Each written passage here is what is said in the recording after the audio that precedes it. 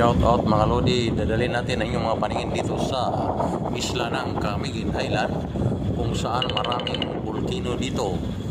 Ang Camiguin Island ay nasa kalagitnaan ng karagatan. Ayan, between Mindanao. Apart pa rin ito ng Mindanao. Ayan. I-zoom natin.